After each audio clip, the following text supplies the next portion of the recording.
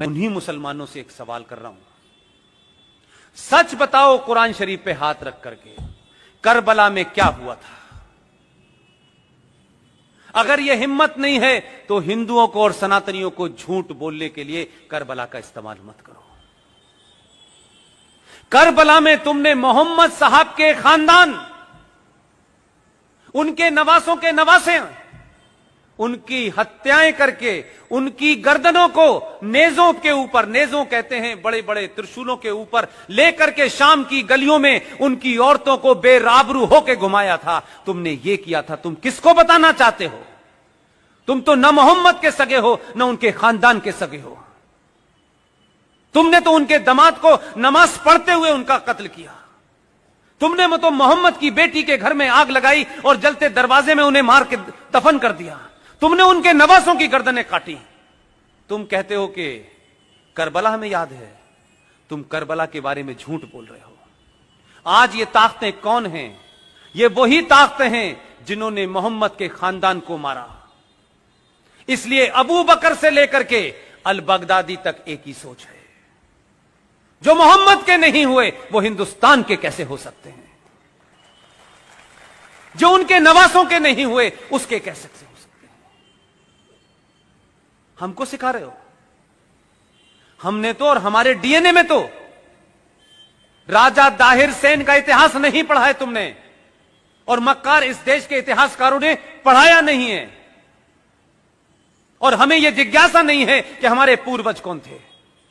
राजा दाहिर सेन सिंध का आखिरी राजा था, उसका इतिहास पढ़ लेते, तब भी मुसलमान अपनी मुंह नहीं खोलता आपके सामने। मोहम्मद साहब के परिवार में नवासों के नवासे जो भी रह गए थे, राजा दाहिर सेन ने अपने किले में उनको छुपा करके शरण दी। लेकिन बदकिस्मती और ट्रेजेडी देखिए कि कासिम जो चला था वहां से, पूरा नाम उसका क्या है? मोहम्मद बिन कासिम। जो मोहम्मद बिन कासिम आया, उसने खानदान के खानदान मारे, मोहम्मद साहब के खानदान को मारा। राजा दाहिर उनके खानदान को बचाते बचाते, लड़ते लड़ते शहीद हो गया, लेकिन मोहम्मद के बच्चों पे उसने आंच नहीं आने दी। उस मोहम्मद बिन कासिम ने मोहम्मद के खानदान को मारा। पाकिस्तान का आज हीरो मोहम्मद बिन कासिम है। कहां के मुसलमानों हो और किस जगह के मुसलमानों हो, हमारे मुसलमान होने पे मुझे शक है। और मेरा शक इसलिए है, जो मुसलमान हैं पूरी दुनिया में, जो कुरान को मानते हैं, जो शरिया को मानते हैं, जो हदीस को मानते हैं, वो मुसलमान होने का पाखंड नहीं करते। तुम मुसलमान नहीं हो। तुम इस धरती पे मुगलों द्वारा अत्याचारों के सामने तुमने तलवार के सामने शलवार पहन ली थी।